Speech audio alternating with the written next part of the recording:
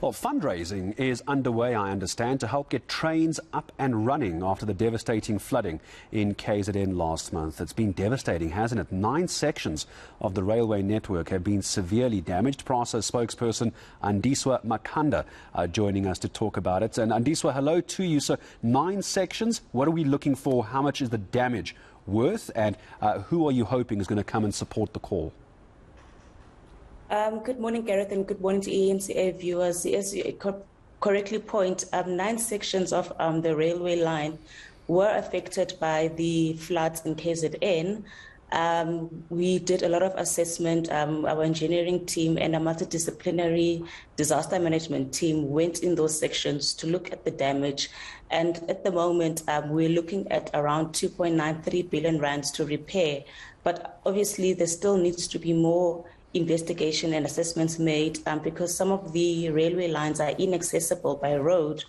So a lot of geotechnical work needs to be done to assess the extent of the damage.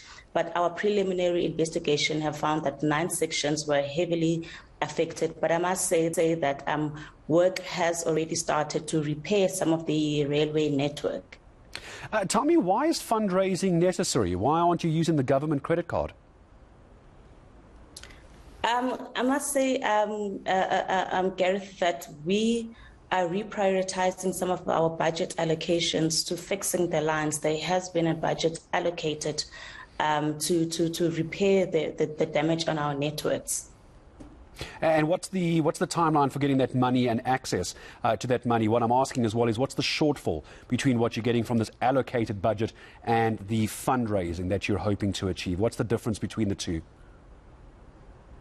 I must say, Gareth, I'm not aware of a fundraising that's been done because all I know is that there is a budget allocation. The fundraising that is happening is to assist our employees that were affected by the floods. A lot of our workers had their houses washed away, damaged, and a whole lot of rebuilding needs to be done. They've been displaced by the floods. That's the work that we are currently doing right now.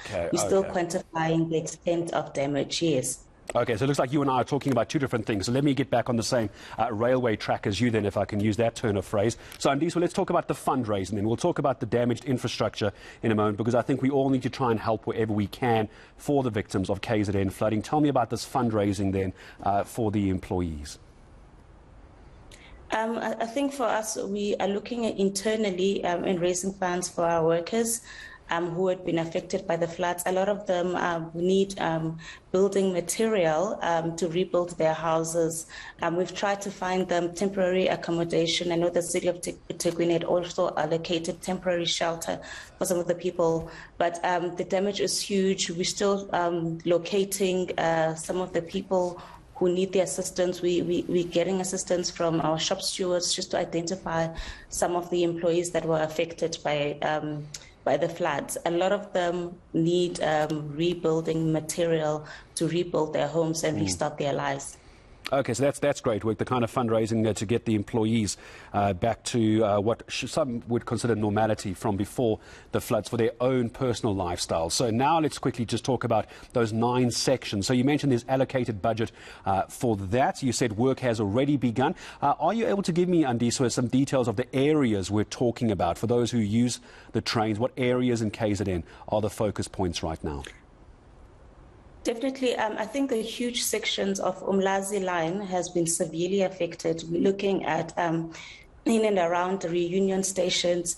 We're looking at Umgeni sections that has been affected. Rosberg to Imbilo has also been affected. The work that has started is around the Rosberg to Umbilo, where we are clearing the rubble and mud on our tracks. A lot of work has started also around the reunion stations, where we are trying to repair some of the per-way track. Currently, we cannot access the Umlazi section via train, and so it is important that we start with the reunion station and around, because if we repair that section, then can we access the Umlazi section using rails. At the moment, it's inaccessible by train. It is a critical section, and the reunion station that we get that line back online so that we can access the other corridors in KZN, so that we can start fixing the work, start fixing the damage. Yeah, it's almost like you've got to get one section of rail working before you can get into the damaged sections of rail. I understand the complications. But Andiswa, thank you very much. Andiswa Makanda, Prasa spokesperson. So just to clarify, what you're seeing on air there, the fundraising, according to Andiswa, is not to restore the affected railways. The fundraising is to help assist the staff members of Prasa whose homes were washed away, their lives were destroyed during the flooding. There is allocated budget from government to get the Prasa railway network up and running again.